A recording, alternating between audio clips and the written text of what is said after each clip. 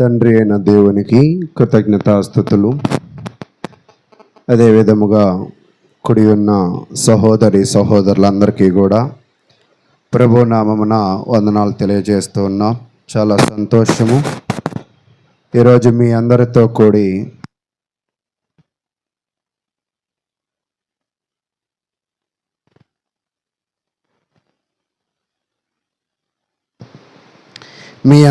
కూడి దేవుని వాక్యమును ధ్యానించే గొప్ప అవకాశాన్ని దేవుడు నాకు అనుగ్రహించి ఉన్నాడు. మనము గత కొద్దిగా కాలము నుంచి కూడా ఎవరి గురించి ధ్యానిస్తూ ఉన్నాం? అందరూ చెప్పాలి. పోయిన వారము ధ్యానించిన అంశం ఏంటో చెప్పండి. పరిశుద్ధాత్మ దేవుడు నిషేధించడం అంటే కొన్ని పనులు ఆయనే ఏం చేస్తాడంట? ఆపివేస్తాడు అనే దాని గురించి మనం నేర్చుకున్నాం, అంతేనా? అయితే పరిశుద్ధాత్మ దేవుడు నిషేధించిన కొన్ని కార్యాలు చెప్పండి. దావీదు మహారాజు ఆలయాన్ని కట్టాలంటే దేవుడు ఏమన్నాడు? ఆపివేశాడు. తర్వాత క్రొత్త నిబంధనలో పౌలు గారు ఆసియా ఖండానికి వెళతానంటే ఏమన్నాడు? వద్దన్నాడు. తర్వాత ఇంకోటి, బెతునియా అనే పట్టణానికి వెళ్ళి వాక్యం చెప్తానంటే పౌలు గారు పరిశుద్ధాత్మ దేవుడు ఏమన్నాడంటే వద్దన్నాడు. అయితే కొంతమంది ఈ వాక్యాన్ని మరొక రకంగా ఎలా ఉపయోగిస్తారంటే, నేను దేవుని సన్నిధానానికి రాలేదంటే దేవుడు కృపను బట్టే రాలేదు, దేవుడే నన్ను ఆపేశాడు అని అనుకుంటూ ఉంటారు. దేవుడు ఎప్పుడు కూడా మంచి కార్యాల విషయాలలో ఆయన ఆపివేయడు. ఏదైతే సరైన కార్యము కాలేదో, ఏదైతే సరైన సమయం ఇంకా రాలేదో ఆ పనుల విషయంలో అయితే ఆపివేస్తాడు అని మనమైతే నేర్చుకున్నాం. అయితే ప్రియ సహోదరులారా, ఈరోజు మరొక అంశంతో మనం మాట్లాడుకుందాం. మరి ఇప్పటి వరకు పరిశుద్ధాత్మ దేవుడు ఆయన ఒక వ్యక్తి, ఆయన ఒక శక్తి, ఆయన ఒక వ్యక్తి, ఆయన ఒక శక్తి. అంటే పరిశుద్ధాత్మ దేవుడు ఎవరు అంటే ఒక శక్తి గల వ్యక్తి అని ఇప్పటిదాకా మనము నేర్చుకున్నాం. దానిలో భాగంగా మనం నేర్చుకున్న పాయింట్స్ ఏంటంటే ఇక్కడ చూడండి. పాయింట్ నెంబర్ 1 చదవండి. పరిశుద్ధాత్మ దేవుడు ఏం చేస్తాడంట? రెండో పాయింట్ అందరూ కరెక్ట్గా చెప్పాలా, బోధిస్తారు, షార్ట్ కట్లు చెప్పొద్దు మీరు. పరిశుద్ధాత్మ దేవుడు మాట్లాడతాడు. మూడోది, నాలుగోది, ఐదోది, ఆరోది. ఈ 6 పాయింట్లు కూడా మనము నేర్చుకున్నాం. ఎందుకు ఈ 6 పాయింట్లు మనం నేర్చుకున్నాము అంటే, చాలామంది పరిశుద్ధాత్మ దేవుణ్ణి కేవలము ఒక శక్తిగానే చెప్తూ ఉంటారు. ఆయనలో ఉన్న వ్యక్తిత్వాన్ని వాళ్ళు గుర్తించరు. ఒకవేళ శక్తి అంటే అర్థం ఏమిటి అంటే, ఇప్పుడు ఒక స్విచ్ వేసామనుకోండి, విద్యుత్ శక్తి దేనికి అందుతుంది? ఒక ఫ్యాన్కో ఒక లైట్కో అందుతుంది. అయితే ఇక్కడ ఎవరైనా తప్పు చేస్తే ఆ విద్యుత్ శక్తి వినిద్దా? ఆ విద్యుత్ శక్తి మాట్లాడిద్దా? ఆ విద్యుత్ శక్తి సాక్ష్యం ఇచ్చిద్దా? ఒకవేళ విద్యుత్ శక్తి కాదు, ఒకవేళ చాలా కాస్ట్లీ చైర్, ఇక్కడ ఉన్న దాంట్లో ఇదే కాస్ట్లీ చైర్, పోనీ ఇది కాస్ట్లీ చైర్ కాబట్టి ఇదేమైనా సాక్ష్యం ఇచ్చిద్దా? ఇదేమివ్వదు. అంటే వస్తువులు ఎప్పుడూ కూడా మాట్లాడవు, శక్తులు ఎప్పుడూ కూడా సాక్ష్యాలు ఇవ్వవు. అంటే ఇక్కడ నేను చెప్పాలనుకుంటున్న అంశం ఏమిటి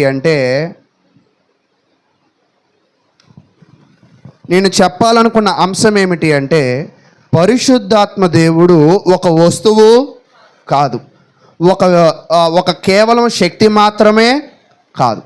ఆయన ఎలాంటి వాడు అంటే, ఆయన ఒక వ్యక్తి, ఆయన ఒక శక్తి, రెండూ కలిపితే ఆయన శక్తి గల ఒక వ్యక్తి అని మనం నేర్చుకుంటూ ఉన్నాం.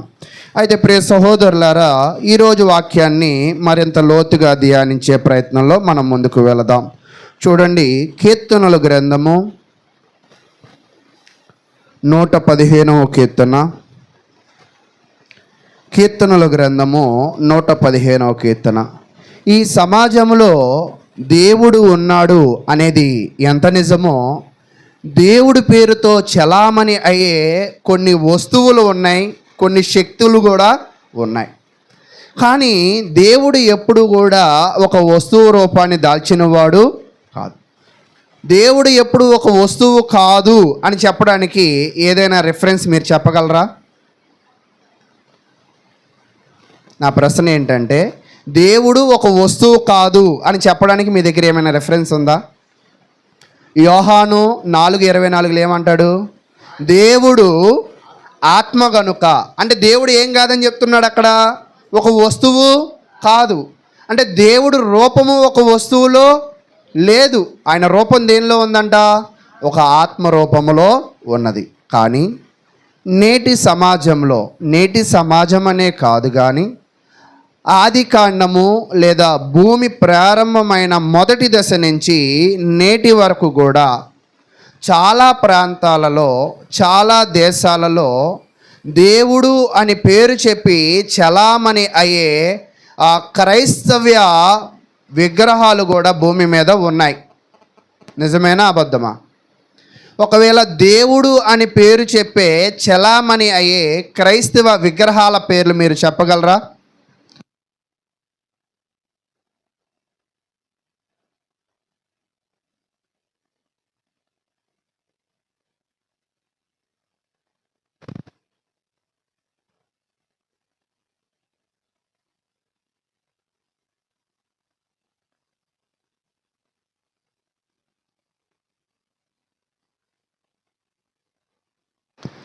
కాబట్టి ప్రియ సహోదరులారా, క్రైస్తవ్యములో కూడా మనము ఇతర వాళ్ళ జోలితో మాట్లాడడం అనేది బాహ్యమైన పద్ధతి కానే కాదు. కానీ క్రైస్తవ్యములో కూడా దేవుడు అని పేర్లు చెప్పుకుని వాటికి కొబ్బరికాయలు కొట్టి, వాటికి కొవ్వొత్తులు వెలిగించి, వాటికి తలనీలాలు ఇచ్చి, వాటి చుట్టూ ప్రదక్షిణలు చేసే చలామణి అయ్యే క్రైస్తవ దేవుళ్ళుగా పిలువబడుతున్న వారు నేటి సమాజంలో ఎవరైనా ఉన్నారా? ఎవరెవరు పేర్లు చెప్పండి. మరియా, ఇంకా జోసెఫ్ తంబి, ఇంకా గట్టిగా చెప్పండి పర్వాలేదు.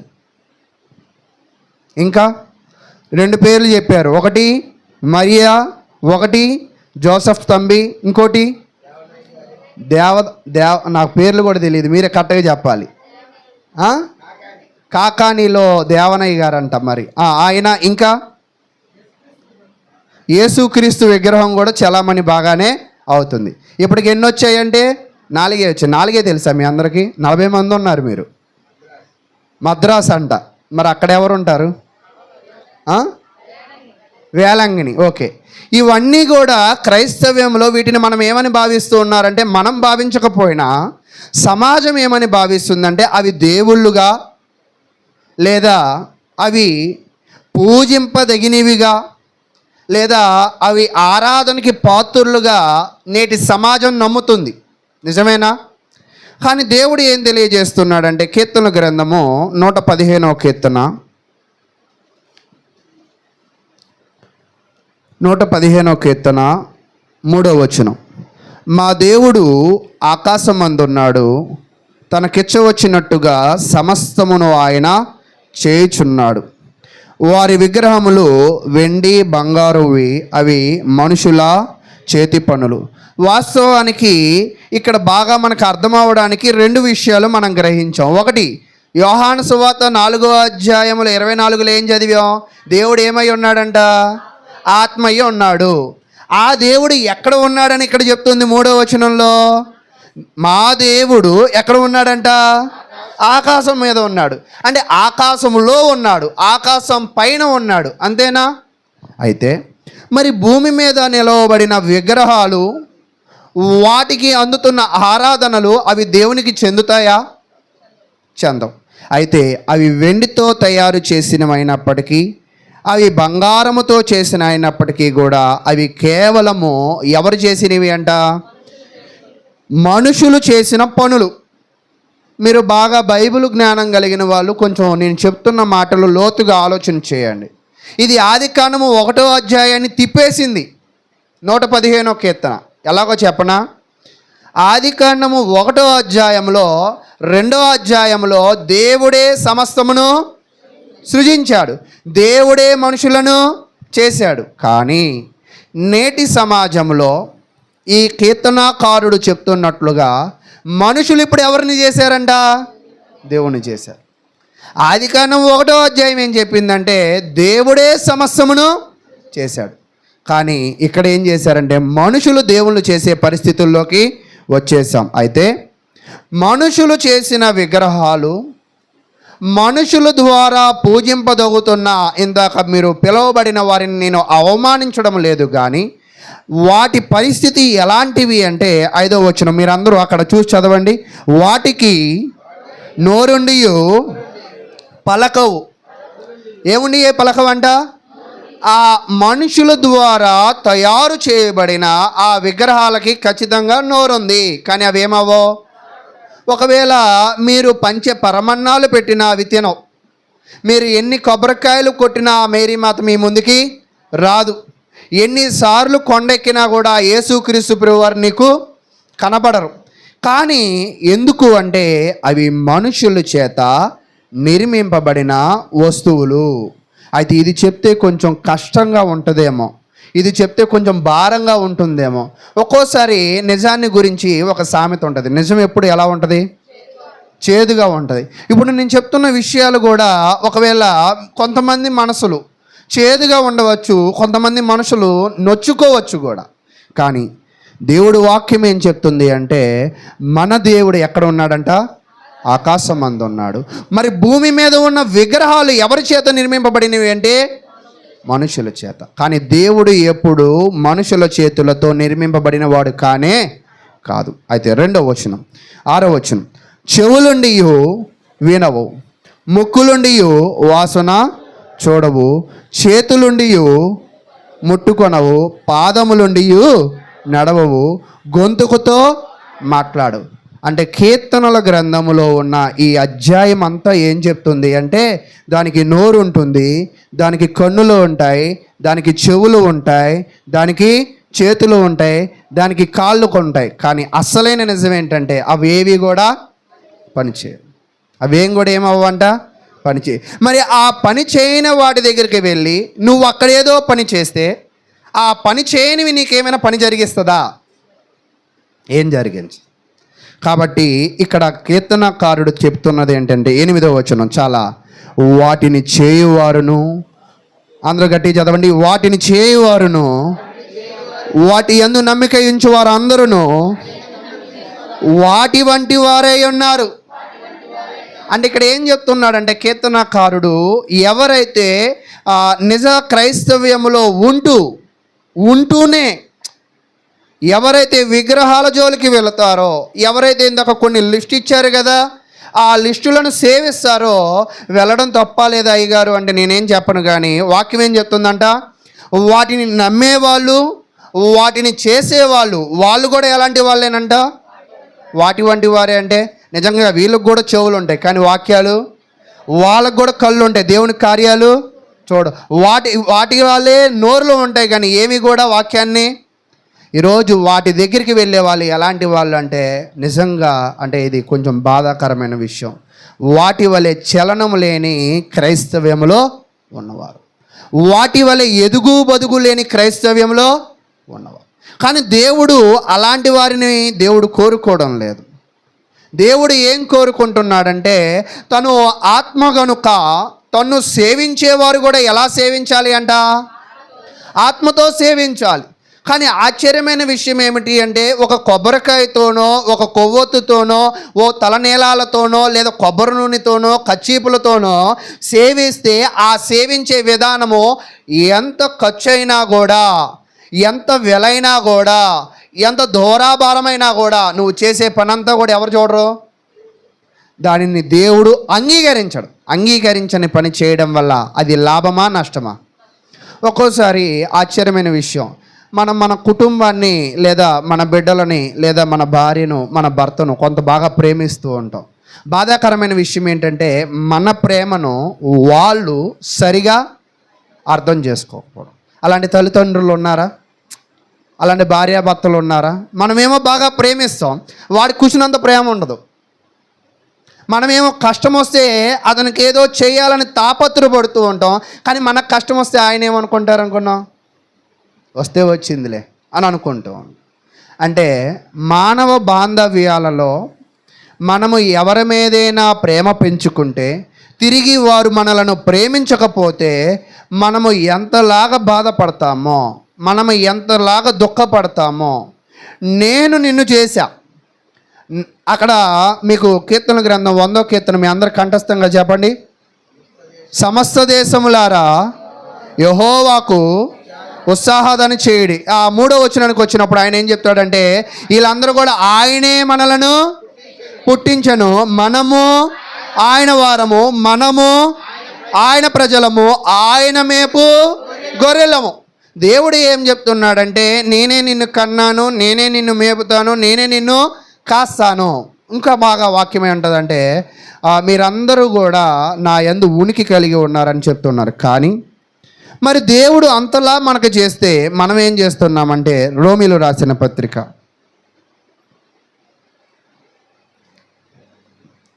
1వ అధ్యాయం 21వ వచనాన్ని మనం చదువుకుందాం. రోమీలు రాసిన పత్రిక 1వ అధ్యాయము 21వ వచనం.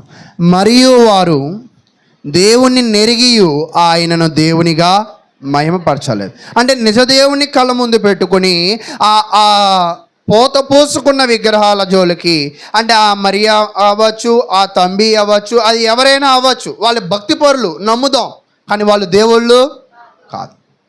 కానీ జనాల యొక్క అపోహ ఏమిటి అంటే, భక్తి పరులను కూడా దేవుళ్ళుగా నమ్ముతున్నారు. అది నిజమా? అది కాదు.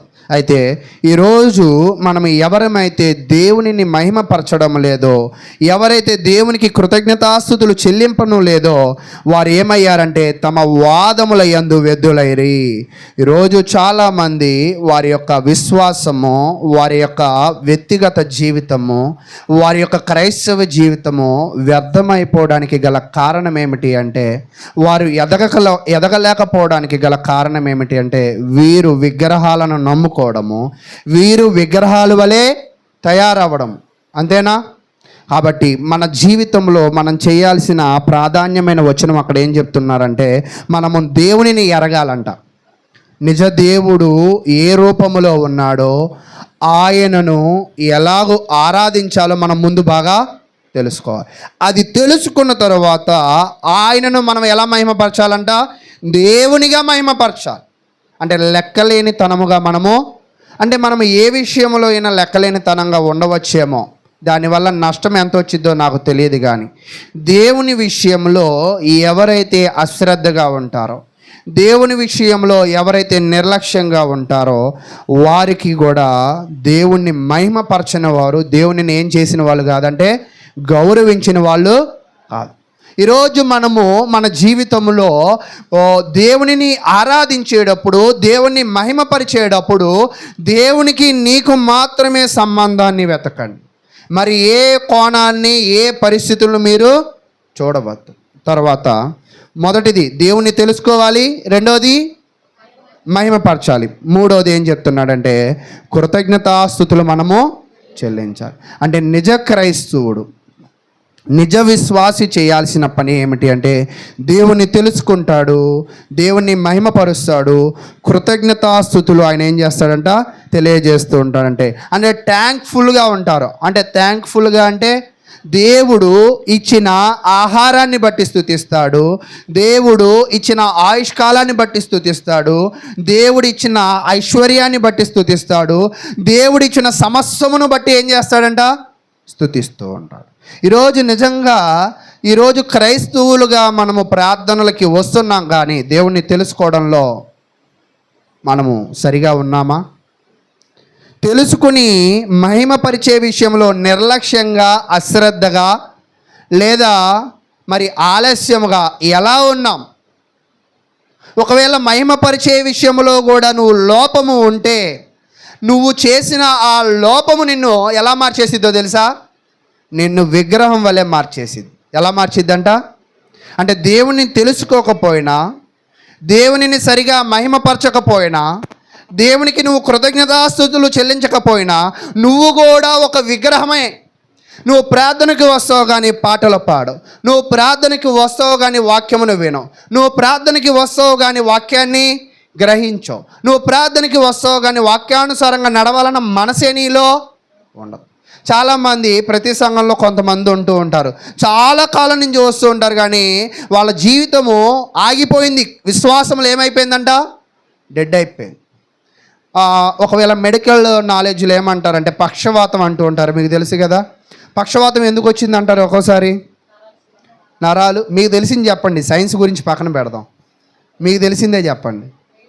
బ్రెయిన్లో నరాలు చిట్లిపోయాయి, రక్తం ఆగిపోయింది. అలాగే మన క్రైస్తవ జీవితం కూడా ఆగిపోయిందంటే మన శరీర అవయవాలు కూడా ఏమైపోయినట్టే, మన మానసిక స్థితి కూడా ఏమైపోయినట్టే. అయితే ఇప్పుడు మనల్ని మనం క్వశ్చన్ చేసుకోవాల్సిన విషయం ఏంటంటే, క్రైస్తవ జీవితంలో నా మానసిక స్థితి బ్రతికుందా, ఆగిపోయిందా, చచ్చిపోయిందా? బ్రతికుందా, ఆగిపోయిందా, చచ్చిపోయిందా? ఎన్ని లెవెల్స్ ఉన్నాయి ఇప్పుడు? 3 లెవెల్స్. బ్రతికి ఉందా? బ్రతికి ఉంటే నువ్వు దేవుణ్ణి తెలుసుకోవడంలో చాలా ఆసక్తిగా ఉంటావు. ఎలా ఉంటావు? ఆసక్తిగా ఉంటావు. తర్వాత దేవునిని మహిమపరిచే విషయంలో ఎలా ఉంటావు? చాలా ముందుంటావు. అంతేనా? తర్వాత కృతజ్ఞతాస్తుతులు చెల్లించే విషయంలో ఎలా ఉంటావు? చాలా ఆనందంగా ఉంటావు. నిజంగా ప్రార్థనా మందిరానికి వచ్చిన మీ మొక్కలు ఒకవేళ భవిష్యత్తులో నేను అద్దాలు కూడా పెడతాను చర్చిలో. మీ అందరినీ చూస్తూ వాక్యం చెప్పాలంటే నాలో ఉన్న ఆనందం పోతుంది. ఎందుకంటే ఎక్కడ లేని బాధలన్నీ మన మీదే ఉంటాయి. కానీ దేవుడు ఏం చెప్తున్నాడంటే, అరే బాధల గురించి పక్కన పెట్టు, దేవుడు చేసిన మేలును బట్టి ముందు ఆయన మహిమపరచు అని అంటారు. కానీ మనం ఏం మోస్తామంటే దేవుడు చేసిన మేలులను మోయం. ఏం మోస్తాం? బాధలు మోస్తూ ఉంటాం. ఈ బాధలు మోసి మోసి మోసి కృంగిపోతున్నాం. అందుకే యేసుక్రీస్తును పంపించి ఆయన ఏం చెప్పాడంటే, ఇప్పటికైనా మారి మీ ప్రయాసాలు మాని, అక్కడ వాక్య భాగం చెప్పండి మీరందరూ, మీ చింత యావత్తును నా మీద వేయండి. మీరేం చేయండి? మీరందరూ విశ్రాంతి తీసుకోండి. మీ భారాలన్నీ కూడా ఎవరి మీద వేయండి? నా మీదే. మనం ఎంత జ్ఞానవంతులం అంటే దేవుడు ఏం మోస్తాడులే, నేనే మోసుకుంటా. ఎవరి భారాలు? మన భారాలు మనమే మోసుకోవాలని మనం కురింగిపోతున్నాం. కానీ దేవుడు ఏమంటున్నాడంటే, నువ్వేం కృంగద్దు, నువ్వేం మోయొద్దు, నేనున్నాగా అని అంటారు. కాబట్టి ప్రియ సహోదరులారా, మరి అటువంటి విషయాలను మీకు తెలియజేస్తున్నా. అయితే మీ అందరికీ కూడా మరొక విషయాన్ని నేను చూపిస్తాను. ఈరోజు మనం నేర్చుకుంటున్న వాక్యం ఏమిటి అంటే, పరిశుద్ధాత్మ గురించి మనమైతే నేర్చుకోవడం చూస్తున్నాం. కీర్తనల గ్రంథము 115వ కీర్తనలో ఉన్న ఆ యొక్క విగ్రహానికి ఏముందంట? మొట్టమొదటిగా నోరుంది, కానీ అవి ఏమవ్వదంట? మాట్లాడదు. కానీ పరిశుద్ధాత్మ దేవుడు మాట్లాడతాడు. అది విన్నామా లేదా? ఓకే. రెండవది, ఇది నేను చెప్తాను, పరిశుద్ధాత్ముడు చేసేది మీరు చెప్పండి. విగ్రహానికి కళ్ళుండి అవి చూడవు, పరిశుద్ధాత్మ అన్నిటినీ కూడా పరిశోధిస్తాడు. ఓకే. విగ్రహానికి చెవులుండి కూడా అవి ఏం చేయవంట? వినవు. పరిశుద్ధాత్మ దేవుడు. ఓకే. తర్వాత నాలుగవది, ఇప్పుడు ఇది చెప్పండి మీరు, నాలుగోది ఏంటి? ముక్కుండి కూడా వాసన చూడవు, అది పరిశుద్ధ. మీరేం మాట్లాడరా? మీరు కూడా మాట్లాడండి. వాటికి ఏముంటుందంట? పరిశుద్ధాత్మ దేవుడికి గ్రహిస్తాడు. తర్వాత ఐదోది, విగ్రహాలకి చేతులుండి కూడా తాకో. ఇప్పుడు నేను ప్రశ్నలు అడుగుతున్నప్పుడు కూడా మౌనంగా ఉన్న వాళ్ళు మీరు ఎలాంటి వాళ్ళు తెలుసా? నేను ప్రశ్నలు అడుగుతాను, మీరు మౌనంగా ఉండండి. నేను క్వశ్చన్లు వేస్తాను, మీరు కళ్ళు తెరిచి చూడండి. నేను మాట్లాడతాను, మీరు చెవులు మూసుకోండి. అంతేనా? నిన్న కూడా పోయిన ఆదివారంలో ఎప్పుడు చేసేవాళ్ళు కాకుండా కొత్త వాళ్ళు చేయండి అని చెప్పా. కొత్త వాళ్ళు చేయమంటే 10 మంది నిలబడతారులే అనుకున్నా, ఒక్కళ్ళే నిలబడ్డారు పని చేసే. అంటే ఇక్కడ చాలామంది కూడా వాళ్ళ నోర్లు వాడడానికి, వాళ్ళ కళ్ళు వాడడానికి, వాళ్ళ చెవులు వాడడానికి, వాళ్ళ ముక్కులు వాడడానికి ఆత్మ సంబంధంగా సిద్ధంగా లేరు. ఒక్కోసారి మనకి ఒక పర్ఫ్యూమ్ వస్తూ ఉంటుంది, అప్పుడు అందరూ కూడా కచ్చిపులు పట్టుకుంటూ ఉంటారు. అంటే ఈ భౌతికమైన వచ్చే వాటిని గ్రహించగలుగుతున్నాం, కానీ ఆత్మ సంబంధంగా తెలియజేయబడుతున్న వాక్యాలు గ్రహించడానికి మన మనసు ఇంకా ఎలా లేదంట? సిద్ధంగా లేదు. కాబట్టి మనం ఏ స్థితిలో ఉన్నాం ఇప్పుడు? నమ్మాలి. ముందు నమ్మాలి. మన స్థితి ఏంటో మనం నమ్మాలి. మనం ఈ స్థితిలో ఉన్నాం. ఒకవేళ నువ్వు పరిశుద్ధాత్మను పొందగలిగిన విశ్వాసివైతే, పరిశుద్ధాత్మను పొందగలిగిన క్రైస్తవుడు అయితే నీలో ఏ లక్షణాలు ఉండాలంట? ఆ లక్షణాలు ఉండాలి. కాబట్టి పరిశుద్ధాత్మను పొందడము అంటే ఈ విధానంగా ఉండడం అని కూడా నేను మీకు తెలియజేస్తూ ఉన్నాను. చివరిగా 8వ పాయింట్ చదువుదాం. ఈ విగ్రహాలు చేసిన వారు వాటి వంటి వారే. విగ్రహము చేసేవాడు విగ్రహం లాంటి వాడు. అయితే క్రైస్తవుడు ఎటువంటి వాడంటే పరిశుద్ధాత్మ చేత నడిపింపబడిన వారందరూ కూడా క్రీస్తు స్వరూపంలో మార్చబడతారు. కాబట్టి మీరు విగ్రహాలను వెంబడిస్తే విగ్రహాలు అవుతారు, పరిశుద్ధాత్మను వెంబడిస్తే క్రీస్తు వలె అవుతారు, దేవుని బిడ్డలు అవుతారని నేను ఇప్పటిదాకా మీకు చెప్పాలని అనుకున్నాను. అయితే ఈరోజు వాక్యంలోకి మనం ప్రవేశిద్దాం. రోమీలు రాసిన పత్రిక 8వ అధ్యాయము. ఈరోజు నేను చెప్పాలనుకున్న విషయం ఏమిటి అంటే పరిశుద్ధాత్మ యొక్క వ్యక్తిగత లక్షణాలు. ఆయనకు కూడా కొన్ని లక్షణాలు ఉన్నాయంట. అంటే విగ్రహాలకి ఉండవు, కానీ పరిశుద్ధాత్మలో కొన్ని లక్షణాలు ఉన్నాయి. ఆ లక్షణాలు ఏంటో మనము పరిశీలన చేద్దాం. రోమీలు రాసిన పత్రిక 8వ అధ్యాయము 27వ వచనాన్ని పురుషులు చదవండి, మామూలుగానే చదవండి.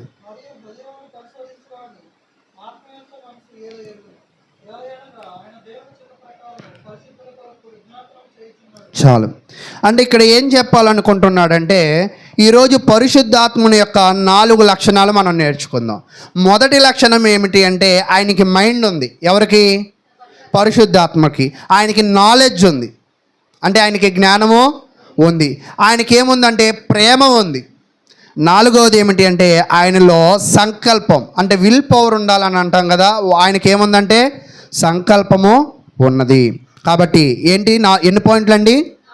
ఆయనలో తెలివి ఉన్నది, ఆయనలో జ్ఞానం ఉన్నది, ఆయనలో ప్రేమ ఉన్నది, ఆయనలో సంకల్పము కూడా ఉన్నది అనేది మనం నేర్చుకుందాం. అయితే ఈయన తెలివితో ఈయన ఏం చేస్తాడు, ఈయన తెలివితో ఆయన ఎలా ముందుకు వెళ్తాడు ఒకసారి మరలా మీరు చదవండి. రోమీలు రాసిన పత్రిక 8వ అధ్యాయము 27వ వచనాన్ని మరలా చదవండి.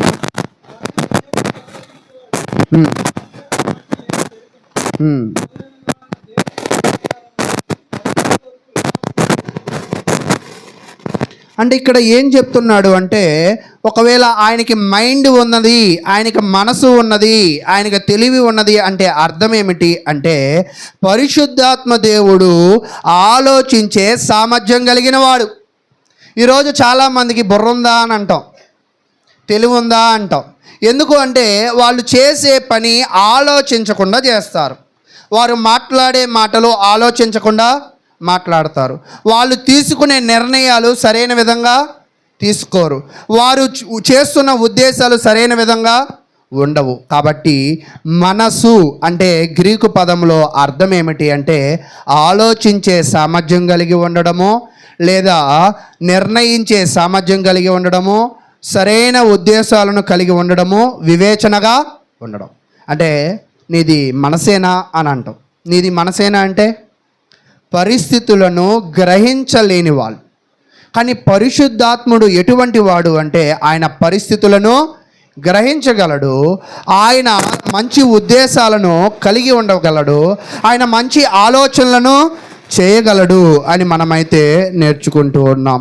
కాబట్టి క్రైస్తవులమైన మనము కూడా ఈరోజు మనము చేయవలసిన విషయం ఏమిటి అంటే ఆయన తెలివి ఉన్నది కాబట్టే పరిశుద్ధులు చేసే ప్రార్థన వింటాడంట, పరిశుద్ధుల యొక్క హృదయ స్థితిని తెలుసుకుంటాడంట.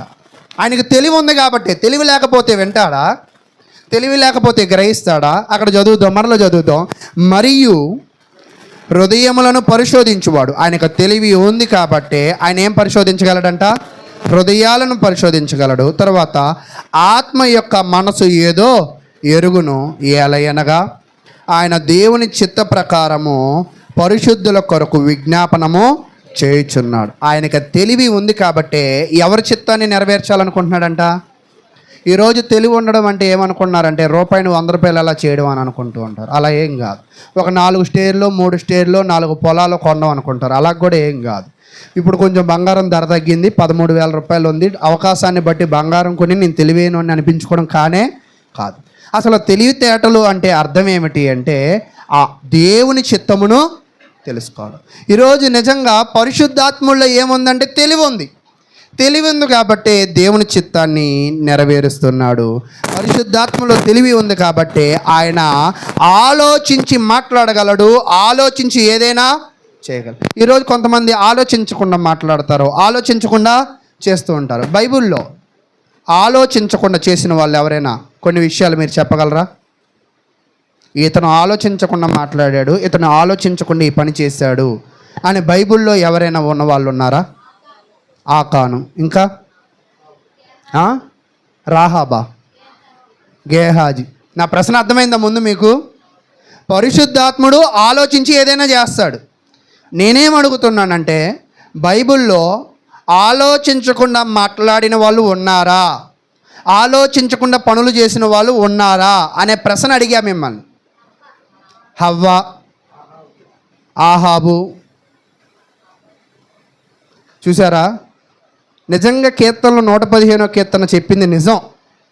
మనం వస్తున్నాము, మౌనంగా ఉంటున్నాము, మనం ఏం వినట్లా, మనం ఏం చదవట్లా. ఒకవేళ బైబిల్ మొట్టమొదటిగా వెళ్ళిపోదాం హవ్వ, తర్వాత రెండో పాయింట్ ఎవరు? కయ్యూను ఆలోచించి పని చేశాడా? ఒకవేళ ఆలోచిస్తే ఏం చేసేవాడు? శ్రేష్టమైన పని చేసేవాడు. అంటే ఈరోజు మనం ఒక పని చేసేటప్పుడు తుర్రుమని దొరికిందని ఏ పని మనము చేయకూడదు.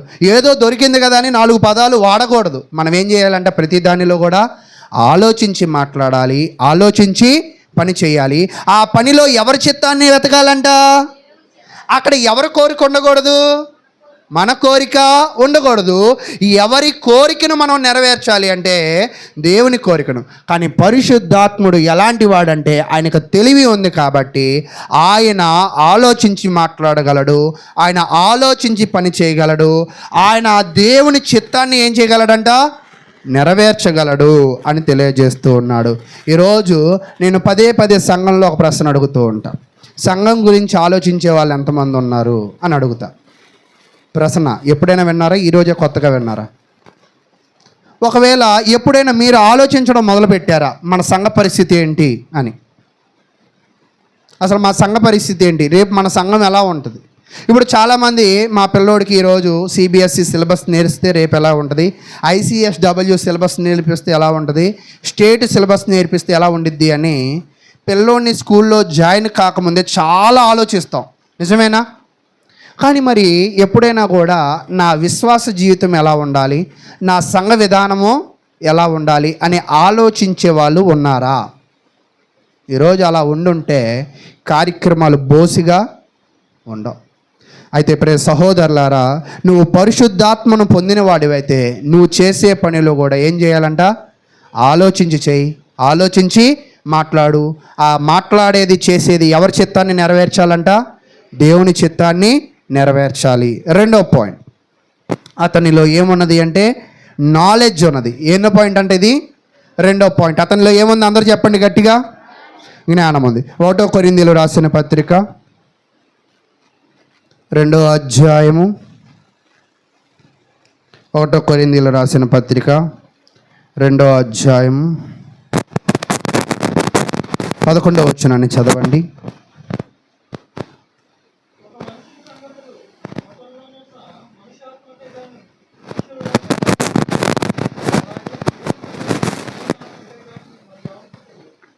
చాలు. పరిశుద్ధాత్ముడిలో ఏమి ఉన్నది అంటే జ్ఞానము ఉన్నది. తెలివి ఉంది కాబట్టి జనాల విజ్ఞాపన విన్నాడు. జ్ఞానం ఉన్నది కాబట్టి నేను చదువుతున్నాను, ఒక మనుషుని సంగతులు అతనిలో నున్న మనుష్యాత్మకే కానీ మనుషులలో మరి ఎవనికి తెలియను, అలాగే దేవుని సంగతులు దేవుని ఆత్మకే కానీ మరి ఎవ్వనికి తెలియదు.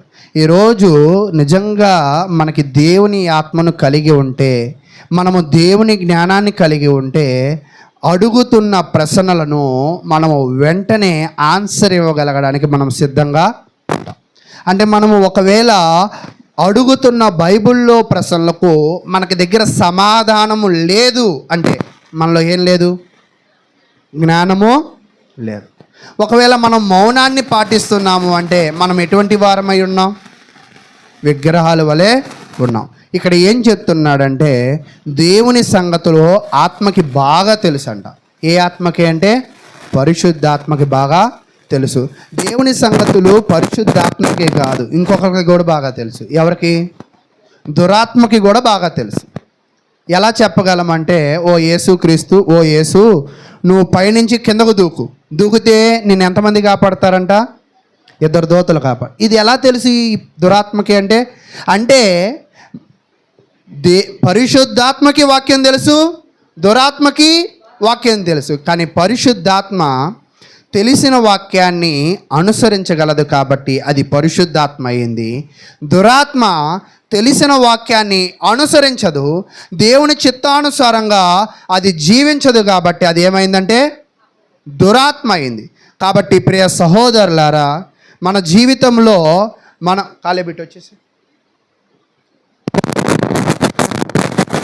మన జీవితంలో మనం ఎలాగ ఉండాలి అంటే, మీరు దురాత్మను పొందారా?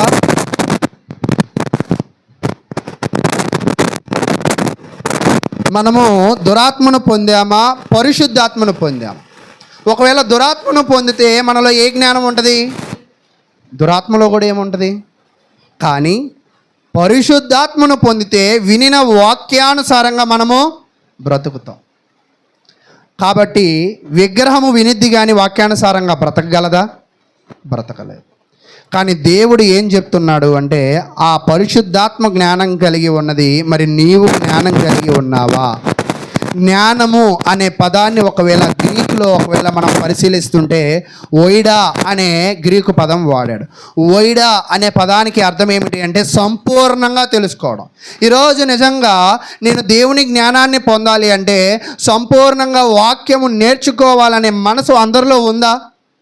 ఈరోజు జనాల విషయం ఎలా ఉన్నది అంటే, వచ్చాము, కూర్చున్నాము, కాసేపు విన్నాము, కాసేపు నిద్రపోయాము, ఆమెను అనగానే అసలు కుందేలు కూడా అలా పరిగెత్తదేమో, అలా పరిగెడుతూ ఉంటాం. అంటే ఈరోజు నిజంగా మన జీవితంలో సంపూర్ణంగా నేర్చుకోవాలన్న వాక్య జ్ఞానం మనలో ఉందా? అది ఎవరిలో ఉండిద్ది అంటే అందరిలో ఉండదు. అది ఎవరిలో మాత్రమే ఉండిద్ది అంటే అది పరిశుద్ధాత్మలో ఉంది. రెండోది ఆయనను పొందిన క్రైస్తవులలో మాత్రమే. అంటే పరిశుద్ధాత్ముడికి తెలివి ఉంది అంటే పరిశుద్ధాత్మను పొందిన క్రైస్తవుడికి కూడా ఏముండాలా? పరిశుద్ధాత్ముడికి జ్ఞానం ఉన్నది అంటే పరిశుద్ధాత్మను పొందిన క్రైస్తవులకు కూడా ఏముండాలంట? జ్ఞానం ఉండాలి. అయితే జ్ఞానముతో పరిశుద్ధాత్మ ఏం చేశాడంటే 10వ వచనం చూద్దాం. మనకైతే దేవుడు వాటిని తన ఆత్మ వలన బయలుపరుచుచున్నాడు. మీకు ఇందాకే చెప్పాను కదా, జ్ఞానాన్ని మనకి ఎవరు బయలుపరుస్తారు? పరిశుద్ధాత్మ దేవుడే మనకు బయలుపరుస్తూ ఉంటాడు. ఆ ఆత్మ అన్నిటినీ దేవుని మర్మములను కూడా పరిశోధించుచున్నాడు. ఎవరిలో అయితే జ్ఞానం ఉంటుందో వాళ్ళు వాక్యాన్ని ఏం చేస్తారంట? పరిశోధిస్తారు. పరిశోధించడం అంటే కొంతమంది ఒకవేళ వాక్యం చెప్తే బాగా అర్థం కాదేమో, కొంతమంది మన ఇంట్లో ఏముందో కాకుండా పక్కింట్లో ఏముందో పరిశోధనలు ఎక్కువ అవుతూ ఉంటాయి. మన ఇంట్లో బంగారం ఏముందో కాకుండా పక్కింటి వాళ్ళు బంగారం ఏమి, మన పిల్లలు బంగారంగా ఎలా ప్రవర్తిస్తున్నారో ఇది కాకుండా పక్కనోడి పిల్లలు ఎలా ప్రవర్తిస్తున్నారో ఇది బాగా పరిశోధిస్తూ ఉంటారు. అలాగే పరిశోధన అంటే ఏంటంటే లోతుగా వెళ్ళి ఆలోచించు. ఈరోజు దేవుడు ఏం చెప్తున్నాడంటే పరిశుద్ధాత్ముడు దేవుని వాక్యమును లోతుగా వెళ్ళి నేర్చుకుంటాడు. మరి నీవు నేర్చుకోవాలని ఆసక్తి ఉంటే నువ్వు కూడా ఎక్కడికి వెళ్తావు? లోతుకి వెళ్తావు. మీరు ఎప్పుడైనా కూడా చేపలు పట్టేటప్పుడు కూడా చూడండి, పైన వలయండి, ఏం పడతాయి? ఏం పడవు, నాజు పడిద్ది. అదే లోతుగా వెళ్తే మీరు బైబిల్లో కూడా అద్భుత కార్యాలు చూసేటప్పుడు పేతురు కొంచెం ధోనిని లోతుకు తీసుకువెళ్ళి వలవేయి అంటాడు. అంతేనా? ఈరోజు లోతుగా వెళితే మనము లోతుగా ఎక్కడ వెళ్తామంటే డబ్బు సంపాదించే దగ్గర చాలా లోతుగా వెళ్తాం. దొరికితే రోజుకి ఎన్ని పనులు చేస్తూ ఉంటాం? 2-3 చేస్తూ ఉంటాం. ఎందుకంటే డబ్బులు సరిపోవట్లేదు బ్రదర్ అంటాం. అంటే లోతుగా ఎక్కడికి వెళ్తామంటే డబ్బులు సంపాదించే దగ్గరికి వెళ్తాం. లోతుగా ఎక్కడి దాకా వెళ్తామంటే బంగారాలు సంపాదించుకునే దగ్గరికి వెళ్తాం. కానీ దేవుని జ్ఞానమును సంపాదించే దగ్గర మనం వెళ్తామా? రోజుకి 2 ఆరాధనలు పెడతాం, పొద్దున గంట సాయంత్రం గంట, 2 అంటే వస్తారా? ఎంత కష్టమో తెలుసా అది. అదే రాత్రి పగళ్ళు బయట కూర్చుందామని అంటే కావాల్సి వస్తే ఇంట్లో కుర్చీలు కూడా ఎక్కడ ఉంటాయి తెలుసా? బయట ఉంటాయి. కాబట్టి ఈరోజు నేనేం చెప్పాలనుకుంటున్నానంటే దేవుని జ్ఞానాన్ని మనం లోతుగా తెలుసుకోవాలి. ఎందుకు తెలుసుకోవాలి అంటే పరిశుద్ధాత్ముడు బోధిస్తాడు, నువ్వు కూడా బోధించాలి. అంటే జ్ఞానం ఉన్న వాళ్ళందరూ బోధిస్తారు. ఈరోజు నీ కుటుంబానికి నువ్వు వాక్యం చెప్తే నీ కుటుంబం కూడా ఎక్కడ ఉండిద్ది? నేను ఒకటి చెప్తున్నాను, వాక్యానుసారంగా నువ్వు ఒక్కడివే ఉండడం భక్తి అంత మాత్రం కూడా కాదు. నువ్వు నీ కుటుంబంతో కలిసి ఉండడమే భక్తి. ఎందుకు అంటే నీ కుటుంబముతో నువ్వు మందిరంలో ఉంటున్నావంటే నీ కుటుంబంలో నువ్వేం బోధిస్తున్నట్టు? నువ్వు ఈ కుటుంబంలో ఏది పరిశోధిస్తున్నట్టు? వాక్యమును. ఒకవేళ నేనేం చెప్పాలనుకుంటున్నానంటే జరిగిన దాని గురించి కాదు, జరగవలసిన సమయాన్ని మనం దృష్టిలో పెట్టుకో. మనం కుటుంబంలో కూర్చుని ప్రార్థన చేసుకోవడం, కుటుంబంలో కూర్చుని బైబిల్ చదువుకోవడము మనము ప్రారంభించాలి. మీరు నిజంగా మీ గుండెల మీద చేతులు వేసుకుని మా కుటుంబం అంతా కూర్చుని మేము బైబిల్ చదువుకుంటాం అన్న వాళ్ళు ఉన్నారా? ఎవ్వరం లేవు. కానీ మనం పండితులం, మనం చాలా జ్ఞానవంతులం, మనం చాలా సీనియర్లం. కాబట్టి ప్రియ సహోదరులారా, జ్ఞానం ఉన్న వాళ్ళు ఎవరైనా కూడా వాళ్ళు చేసే పనులు తెలివిగా చేస్తారు. జ్ఞానం ఉన్న వాళ్ళు ఎవరైనా కూడా వాళ్ళు వాక్యాన్ని బోధించేవారిగా ఉంటారు, లోతుగా నేర్చుకునేవారిగా ఉంటారు. మూడో పాయింట్ ఏంటండి? అతనికి ఏముండాలంట? పరిశుద్ధాత్ముడికి ఏముంది? ప్రేమ. ఫస్ట్ పాయింట్ ఏం నేర్చుకున్నాం? ఆయనకి ఏముంది? తెలివి ఉంది. రెండో పాయింట్ జ్ఞానం ఉంది. మూడో పాయింట్ పరిశుద్ధాత్ముడిలో ప్రేమ ఉంది. రోమీలు రాసిన పత్రిక 15వ అధ్యాయం, రోమీలు రాసిన పత్రిక 15వ అధ్యాయము 30వ వచనాన్ని మనం చదువుదాం. రోమీలు రాసిన పత్రిక 15వ అధ్యాయము 30వ వచనం. ప్రేమలో 4 రకాల ప్రేమలు ఉంటాయి. మనం ఏమనుకుంటామంటే ప్రేమలో ఒక ప్రేమే ఉండిద్దని అనుకుంటాం. కాదు, ప్రేమలో 4 రకాల ప్రేమ. స్నేహితుల దగ్గర చూపించే ప్రేమ వేరే, భార్యాభర్తల దగ్గర చూపించే ప్రేమ వేరే, దైవికంగా చూపించే ప్రేమ వేరే. దాని గురించి నేను గతంలో కూడా మీ అందరికీ తెలియజేశాను. కాబట్టి ప్రియ సహోదరులారా, ప్రేమలో 4 రకాల ప్రేమలు ఉన్నాయి. కానీ దేవుడు మనలను కోరుకుంటున్న ప్రేమ ఎలాంటి ప్రేమ? ఈ ప్రేమలో 4 రకాల ప్రేమలలో ఆయన మనలను కోరుకుంటున్న ప్రేమ ఏమిటి అంటే అగాపే ప్రేమ. ఏ ప్రేమ అంటండి? అగాపే ప్రేమ. అగాపే ప్రేమ అంటే అర్థం ఏమిటి అంటే దైవికమైన ప్రేమ. ఎలాంటి ప్రేమ అంటండి? అంటే పరిశుద్ధాత్మ దేవుడు ఆయన ఎలాంటి ప్రేమ కలిగి ఉన్నాడంటే, ఇదిగోండి అక్కడ మీకు పిక్చర్ వేశాను చూడండి. లవ్, యాక్టివ్ గాడ్ గుడ్, అది యాక్టివ్ గుడ్ విల్. అంటే మంచి విషయముల్లో సరైన సంకల్పాన్ని కలిగి ఉండడము. ప్రేమలో ఎన్ని రకాల ప్రేమ ఉందంటే ఎరోస్ అంటే రొమాంటిక్ లవ్. అంటే అది అందరి మీద కలగదు, మనకి అది మన మనసుకు నచ్చిన వాళ్ళ మీద లేదా మనం చేసుకో వాళ్ళ మీద కలిగి ఉంటుంది. తర్వాత ఫీలియా, అదంటే ఏంటంట ఫ్రెండ్షిప్లో అంటే స్నేహంలో ప్రేమిస్తూ ఉంటాం కదా, స్నేహితుల మీద ప్రేమను ఏమంటామంట? ఫీలియా. స్ట్రాజ్ అంటే ఎవరి మీద ప్రేమ? అది ఫ్యామిలీ మీద. తర్వాత ప్రేమ అగాపే. ఆ ప్రేమ ఎవరి మీద ఉండిద్ది అంటే దైవ సంబంధమైన. అంటే దేవుడు నిన్ను కోరుకుంటున్న ప్రేమ ఏంటంటే రొమాంటిక్ లవ్ నీ దగ్గర కోరుకోవట్లా, లేదా ఫ్యామిలీ లవ్ నీ దగ్గర కోరుకోవట్లా, లేదా ఫ్యామిలీ లవ్ నీ ఫ్రెండ్షిప్ లవ్ నీ దగ్గర కోరుకోవట్లా. ఆయన కోరుకునేది ఏమిటి అంటే దైవికమైన ప్రేమను నీ దగ్గర కోరుకుంటూ ఉన్నాడు. కాబట్టి సంఘంలో కూడా చాలామంది కూడా నేను కొన్ని సంఘాలలో చూస్తూ ఉన్నప్పుడు సంఘాలలో రొమాంటిక్ లవ్ పెట్టుకుంటూ ఉంటారు. ఎక్కడ దొరకనట్టు రొమాంటిక్ లవ్ ఎక్కడ పెట్టుకుంటూ ఉంటారు? సంఘాలలో పెట్టుకుంటూ ఉంటారు. సంఘాలలో ఏం ప్రేమ పెట్టుకుంటారంటే ఫ్రెండ్షిప్. వాళ్ళకి వీళ్ళకి ఫ్రెండ్షిప్ ఉంటుంది. ఫ్రెండ్షిప్ ఉంది కాబట్టి చాలా ముచ్చట్లు పెట్టుకుంటూ ఉంటారు. అది ఆ ముచ్చట్లు ఎవరు ఉండరు? దేవుడు ఉండడు, దేవుని సంఘం ఉండదు, దేవుని సంబంధమైన విషయాలు కూడా ఉండదు. అంటే సంఘంలో నువ్వు రొమాంటిక్ లవ్ చూపించడానికో లేదా ఫ్రెండ్షిప్ లవ్ చూపించడానికో ఫ్యామిలీ లవ్ చూపించడానికో సంఘంలో దేవుడు నిన్ను పిలవాల. సంఘంలోకి దేవుడు నిన్ను పిలిచింది ఎందుకు అంటే అగాపే అంటే దైవికమైన ప్రేమ. కొంతమంది అంటూ ఉంటారు, నేను సంఘానికి వచ్చినా రాకపోయినా నీతో బాగా ఉంటా బ్రదరు, నీతో బాగా మాట్లాడు. అంటే నీది ఏ ప్రేమ? దైవికమైన ప్రేమ కాదు. అంటే సంఘంలో అతనితో నువ్వు పెంచుకున్న ప్రేమ ఎలాంటిదంట? ఫ్రెండ్షిప్ మాత్రమే. కొంతమంది అంటారు నేను సంఘానికి వచ్చినా రాకపోయినా నిన్ను నేను పెళ్లి చేసుకుంటాను అంటారు. అంటే అక్కడ ఏం ప్రేమ ఉంది? రొమాంటిక్ ప్రేమ ఉంది. ఒక చోట ఉంటుంది, సంఘానికి నేను వచ్చినా రాకపోయినా మా ప్రార్థనకు నువ్వు రావాలి బ్రదర్ అంటారు. అక్కడ ఏముందంటే ఫ్యామిలీలో, అంటే సంఘానికి వచ్చింది ఈ ప్రేమల కోసం కాదు. ఏ ప్రేమ కొరకు? దైవికమైన అగాపే ప్రేమ కొరకు మనమందరము కూడా రావాలని దేవుని వాక్యము తెలియజేస్తుంది.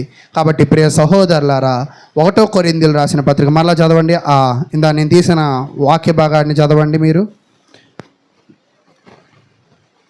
రోమీలు రాసిన పత్రిక 15:30 చదవండి. 15:30 చదవండి సహోదరులారా.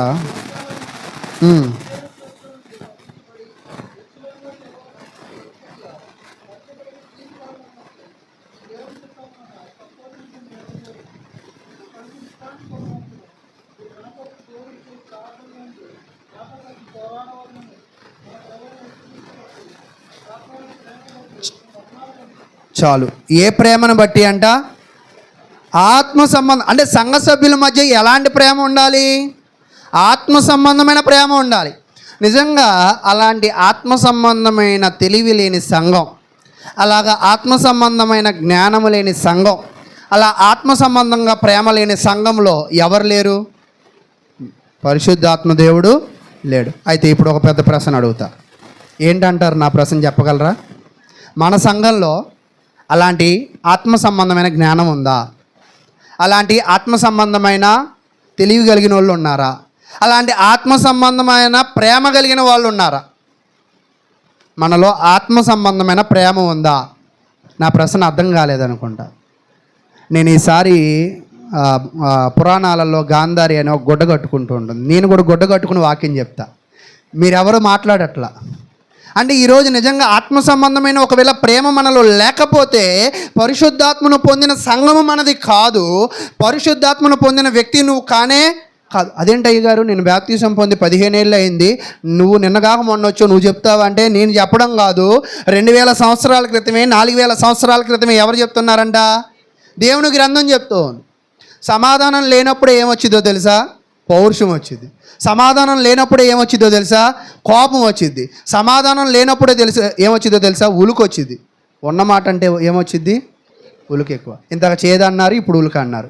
ఈ సామెతలన్నీ కూడా చెప్పమంటే టకటకా చెప్తున్నాం. ఇంత దేవుని వాక్యంలో ఎవరు దుర్మార్గులు చెప్పండి అంటే ఒకళ్ళు అవ్వ అంటారు, ఒకళ్ళు అది అంటారు. అంటే నేనేం చెప్పాలనుకుంటున్నానంటే ఆత్మ సంబంధమైన ప్రేమను మనం ఖచ్చితంగా కలిగి ఉండేవారిగా ఉండాలి. అయితే ఇక్కడ మీరు బాగా అర్థం చేసుకోవాల్సింది, వారు చేసే సేవలో, వాళ్ళు చేసే పరిచర్యలో, ఆ పరిచర్య, ఆ సేవ ఎవరికి ప్రీతికరంగా చేశారు?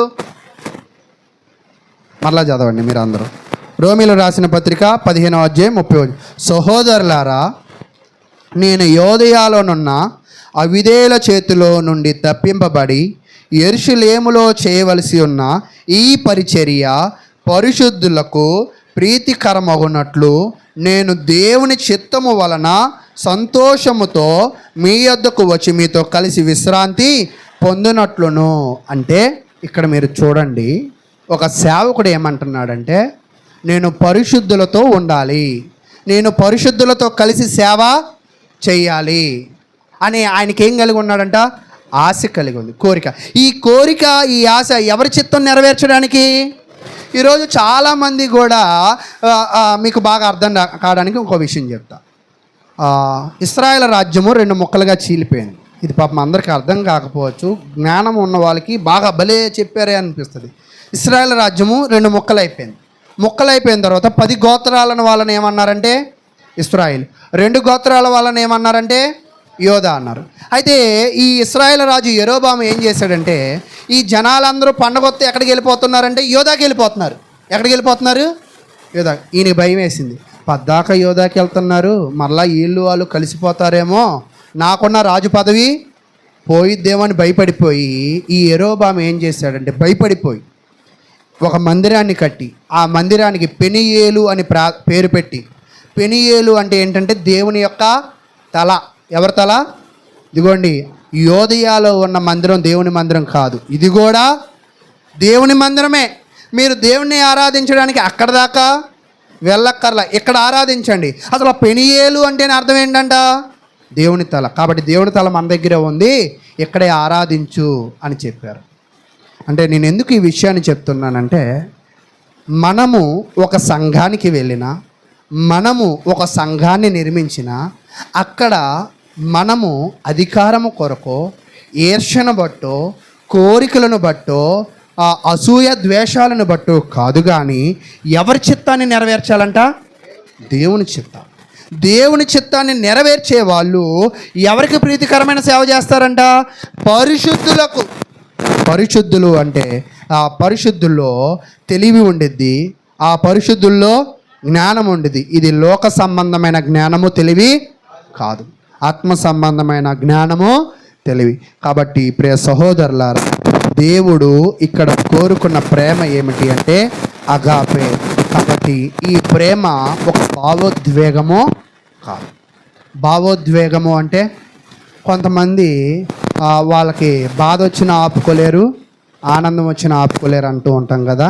కొంతమంది ఏదో చూడండి, గలతీలు రాసిన పత్రిక 5వ అధ్యాయంలో ఒక వచనాన్ని తెలియజేస్తున్నాడు. గలతీ 5:22. అయితే ఆత్మఫలమేమనగా ప్రేమ. చాలు. మనం ఏం కలిగి ఉండాలంట? అసలు మీకు ఇవన్నీ ముందే చెప్పా నేను. పరిశుద్ధాత్మ దేవుడిలో ఉన్నవాళ్ళు ఏం ఫలిస్తారంట? ఆత్మఫలాలు ఫలిస్తారు. కాబట్టి ఈరోజు పరిశుద్ధాత్మ దేవుడు ప్రేమ కలిగి ఉన్నాడు. పరిశుద్ధాత్మ దేవుణ్ణి పొందుతున్న నీలో ప్రేమ ఉందా? ఆ ప్రేమను ఉత్పత్తి చేస్తున్నావా? ఉత్పత్తి చేయడం అంటే నలుగురికి పంచుతున్నావా? ఈరోజు మన ప్రేమ అంతా కూడా ఎవరికి పంచుతాం? కుటుంబంలో ఉన్నవాళ్ళకి. ఒక్కోసారి ప్రేమ కలిగి ఉన్నప్పుడు ఒకవేళ 4 లడ్డూలు మిగిలిపోయి అనుకుందాం. ప్రేమ ఉంటే ఇప్పుడు ఏం చేస్తారు మీరు అందరూ? ఆ పంచేది నీదే.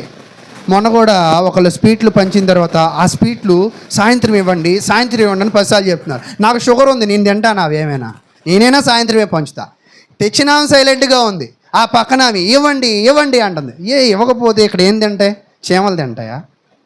అంటే నేనేం చెప్తున్నానంటే, కొంతమంది ప్రేమ ఎలాగ ఉంటుంది అంటే అజ్ఞానాన్ని కనపరుస్తూ ఉంటారు. మన ప్రేమ ఎప్పుడు కూడా జ్ఞానాన్ని కనపరచాలి. మన ప్రేమ ఎప్పుడు కూడా ప్రేమనే ఉత్పత్తి చేయాలి, సందేహాలను ఉత్పత్తి. ఒకవేళ ఆ తెచ్చిన స్వీట్లు మేము పంచుతామంటే 10 సార్లు చెప్తారా? ఎప్పుడైనా మీరు చూసారా మా ఇంటికి తీసుకుపోవడం నేను? కాబట్టి అంటే నేనేం చెప్తున్నా అంటే, వాళ్ళ గురించి నేను చెప్పట్లా, జనరల్గా ప్రేమ ఎప్పుడు కూడా డౌట్లను సృష్టించదు.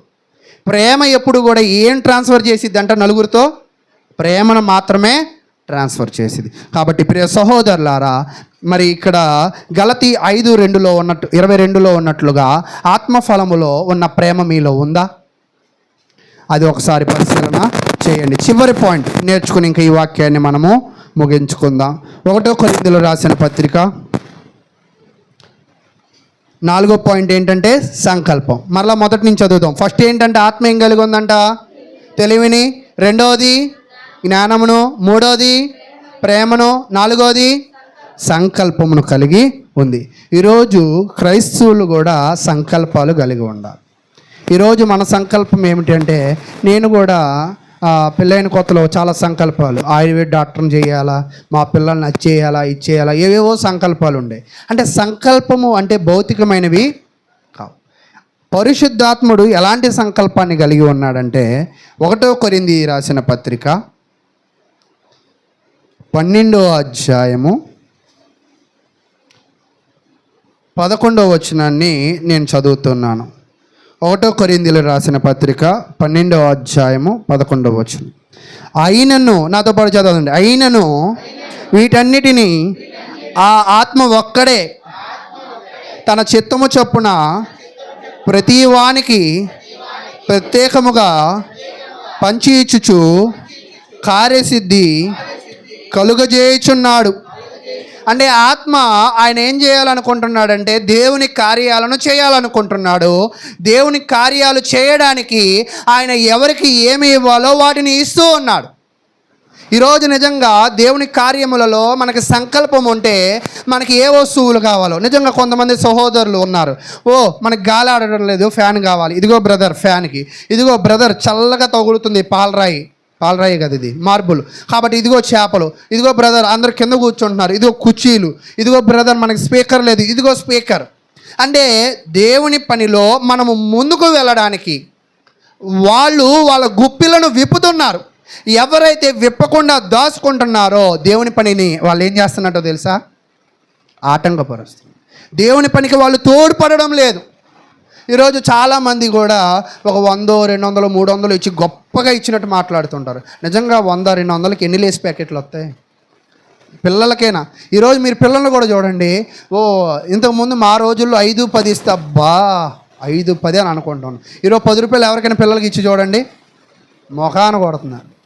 మాకు కూడా పొద్దున్న గోడ, ఎప్పుడు వేసే బట్టల, ఎప్పుడు అవే బట్టల, ఎప్పుడు ఇవేనా, ఎప్పుడు అంటే ఈరోజు పిల్లలు వాళ్ళు ఏం కోరుకుంటున్నారంటే కొత్తదనం కోరుకుంటూ ఉన్నాడు.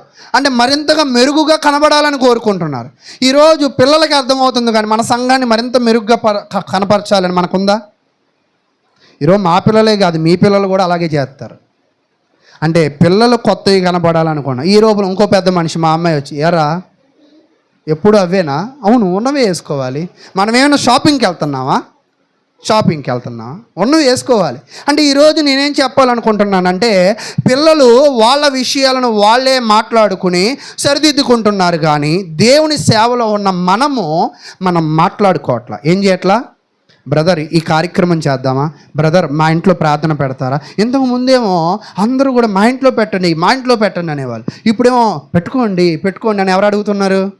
నేను అడుగుతున్నా. ఏంటి, ఎక్కడ జరిగింది లోపం, ఎక్కడ జరిగింది తప్పు అంటే ఎక్కడ లోపం జరగలే. ఇంతకుముందు మీ ఇంటికి వస్తాను నేను చెప్పేవాడిని, ఇప్పుడు నేను చెప్పట్లా. అందుకే మీరేం చేయట్లా? పిలవట్లా. నేనైనా మారాలి, మీరైనా మారాలి.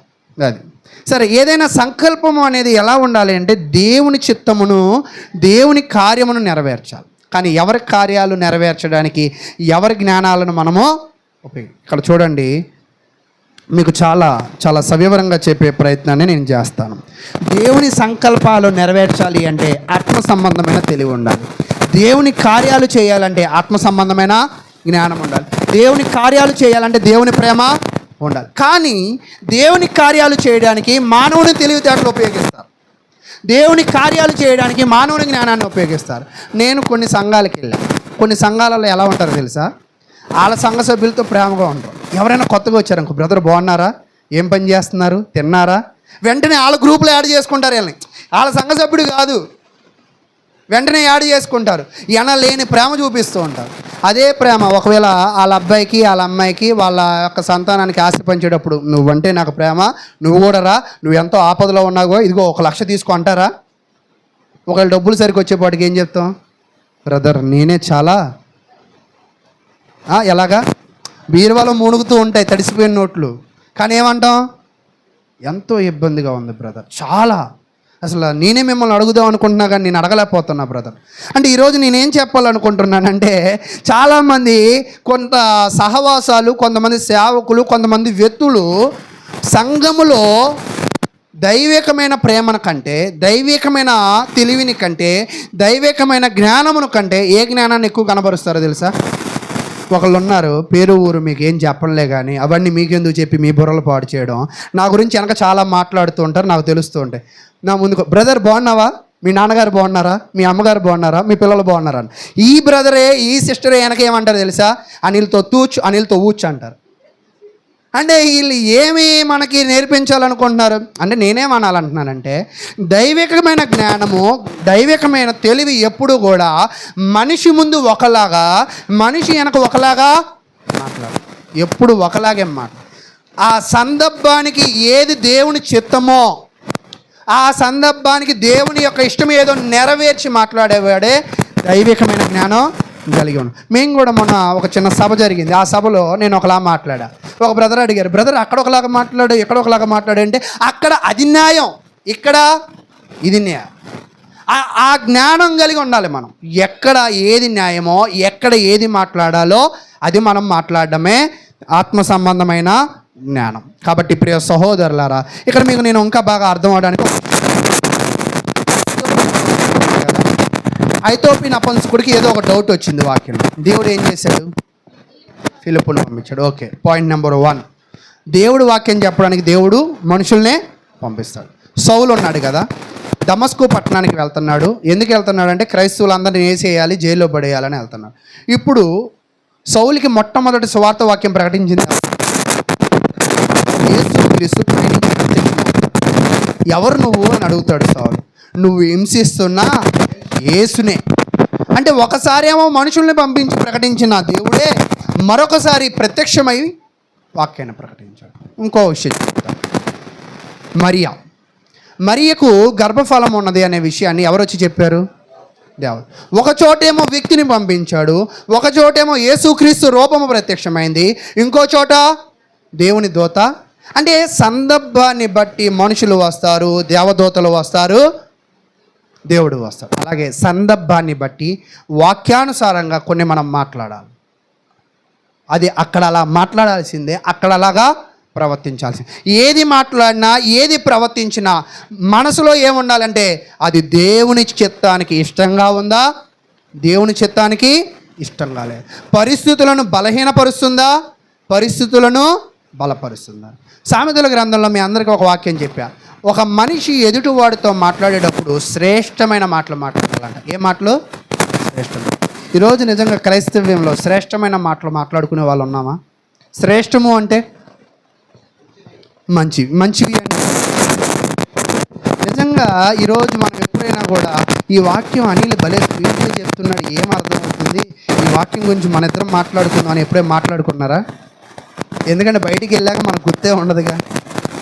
అంటే ఈరోజు వాక్యం మాట్లాడుకోమంటే మాట్లాడుకోం. పొరపాటున ద్రాక్షారసం ఇచ్చేటప్పుడు చీర తొక్కాడు అనుకో ఈ కాలేవు, ఆ రొట్టెని సాగి తక్కువ ఇచ్చాడు అనుకో, ఏంటి అందరికి ఎక్కువ మొక్క ఇచ్చాడు, నాకే చిన్న మొక్క ఇచ్చాడు, అందరికీ నిండు గ్లాసుగా పోసాడు, నాకే చిన్న గ్లాసుగా. ఆ తీసుకునే ఘన పదార్థము ద్రవ పదార్థము ఎక్కువ తక్కువ కాదు, దేవుడు చూసేది నీ మనసు. ఏం చూస్తాడంట? ఈరోజు మీ అందరికన్నా భక్తి పరులు ఎవరు అంటే ఒకవేళ తీసుకునే విషయం అయితే నేనే. అయిపోయిన తర్వాత మిగిలాక మొన్న నేను అపర్ణానే పంచుకుంటాం ఆ రొట్టెను. అంటే తీసుకునే దాన్ని బట్టి కాదు భక్తి, దేనిని బట్టి అంట? నీ మనసులో ఉన్న దాన్ని బట్టి. కాబట్టి పరిశుద్ధాత్మలో ఉన్న వ్యక్తిగత లక్షణాలు అందరూ చదవండి. ఒకటో పాయింట్ ఏంటి? ఆయనకేముంది? అందరూ చెప్పాలి. ఆయనకేముంది? ఆయనకేముంది? ఆయనకేముంది? ఆయనకేముంది? అయితే ఇవి కీర్తనల గ్రంథము 115లో చూపించిన ఆ వెండి బంగారము కలిగిన విగ్రహాలకి ఇవి ఉంటాయా? ఒకవేళ భూమి మీద క్రైస్తవ్యంలో చెప్పబడుతున్న పిలువబడుతున్న విగ్రహాలకు బొమ్మలకు ఆ మందిరాలకు అవి ఉంటాయా? ఉండవు. అంటే దేవుడు మనల్ని ఎవరితో సహవాసం చేయమంటున్నాడు అంటే వాటితో కాదు. వాటితో చేస్తే వాటి వలే అయిపోతాం. వాటితో చేయకూడదు, వీటితో చేయాలి. వీటితో చేయాలంటే ఆయన మనకు కనబడ్డగా, ఆయన మనకు కనబడతాడా? మరి ఎవరితో చేయాలంటే వాటిని పొందిన వారితో చేయాలి. ఎవరితో? పరిశుద్ధాత్మ పొందిన, అంటే పరిశుద్ధులతో సహవాసాన్ని పెంచుకోవాలి. ఈరోజు నేను అడుగుతున్నాను, ఆదివారము గంటన్నర 2 గంటలే మీ సహవాసం పరిశుద్ధులతో. మిగతా 7 రోజుల్లో మీ సహవాసం ఎవరితో ఉంది? పరిశుద్ధులతో ఉందా? ఒకవేళ పరిశుద్ధులతో నీ సహవాసం వెనకబడితే నీ జ్ఞానం లోక సంబంధంగా మారిద్ది, నీ తెలివి లోక సంబంధంగా మారిద్ది, నీ ప్రేమ లోక సంబంధంగా మారిద్ది. నువ్వు కూడా ఎలా మారిపోతావు తెలుసా? లోక సంబంధిగా మారిపోతావు. కాబట్టి లోక సంబంధిగా మారిన నీలో ఎవరుండరు? పరిశుద్ధాత్మ దేవుడు ఉండడు. ఆయన కార్యాలు నీ జీవితంలో చేసేవాడిగా ఉండడని దేవుని వాక్యం అయితే తెలియజేస్తుంది. ఒకవేళ పరిశుద్ధాత్మతో సహవాసం చేస్తే, పరిశుద్ధులతో సహవాసం చేస్తే, ఆ పరిశుద్ధులు నీతో వాక్యం మాట్లాడతారు, ఆ పరిశుద్ధులు నీకు వాక్యాన్ని బోధిస్తారు, ఆ పరిశుద్ధులు నీకు వాక్యానుసారంగా నడిపిస్తారు, ఆ పరిశుద్ధులు నీకు సాక్ష్యం ఇస్తారు, ఆ పరిశుద్ధులు నీకు ఏదైనా సమస్యలు ఉంటే మధ్యవర్తిత్వం ఉండి నిన్ను సరిచేస్తారు. ఆ పరిశుద్ధులు మరి ఇటువంటి లక్షణాలను కలిగి ఉంటారు. అయితే అదే పరిశుద్ధులు నీ దుఃఖాన్ని నిర్వహిస్తారు, నిన్ను చెడు పనులు చేయకుండా నిషేధిస్తారు, నిన్ను సువార్తకి పంపిస్తారు, నిన్ను సువార్తకి పిలుస్తూ ఉంటారు. అర్థమైందా మీకు? మరల కిందవి మీరే చదవండి ఒక్కొక్కటి. రెడీ 1 2 3 అంటాను, అప్పుడు చదవాలి మీరు. రెడీ 1 2 3. ఏమే పరిశుద్ధులతో సహవాసం వల్ల ఆయన ఏం మాట్లాడతారు?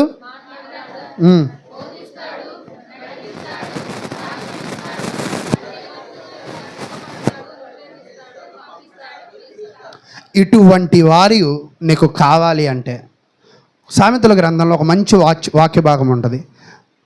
నిజమైన ప్రేమ తన సహోదరుడి కొరకు ఏం పెట్టిద్దంట? ఒకవేళ ఎవరికైనా లడ్డు బూంది అయిపోయింది, ఒక 5గురు ఉన్నారు అనుకుందాం, కాసేపు మన చేతిలో ఉన్న పొట్లం ఎత్తామా? మన ప్రేమ ఎక్కడ అర్థమైపోద్ది? ఒకవేళ చీరలు పంచుకున్నారు, మరి చీరలు పంచే వాళ్ళు కూడా కొంతమంది ఉన్నారు కదా. సపోజు నేను కాలేబు ఇద్దరం కాసేపు ఫీమేల్ అనుకోండి, మా ఇద్దరిని. ఇప్పుడు కాలేబుకి ఎర్రచీర ఇష్టం, ఆ ఎర్రచీర నాకు వచ్చింది. ఇప్పుడు కాలేబు వచ్చి ఎర్రచీర నాకు ఇవ్వచ్చు కదా అన్నాడు. అమ్మ నాకు ఇచ్చింది దేవుడు, నాకు ఇచ్చాడు, నేను నీకు ఎలా ఇస్తాను అన్నది. అంటే వీళ్ళ ప్రేమ ఎక్కడ కనబడిపోయింది? చీర. ఇందాకేమో లడ్డు పోయింది, ఇప్పుడేమో చీరదే.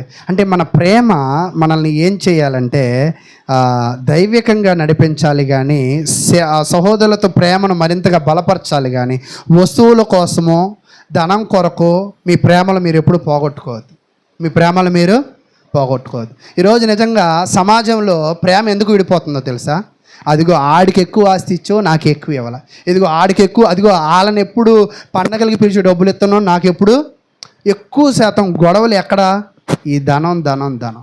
కానీ పరిశుద్ధాత్మను పొందిన వాడు ధనానికి మించి, ధనానికి కాకుండా ప్రేమను కలిగి ఉంటాడని తెలియజేస్తూ, మరి మీ అందరికీ ఈరోజు బాగా బోరు కొట్టినట్టుంది, అంతేనా? లేదని కూడా చెప్పలేకపోతున్నారు. సరే, కాబట్టి ఇప్పటి వరకు ఓపిక ఉన్న మీ అందరికీ ప్రభు నామమున వందనాలు తెలియజేస్తూ, మరి నాకు ఇచ్చిన ఈ సమయాన్ని నేను ముగిస్తున్నాను.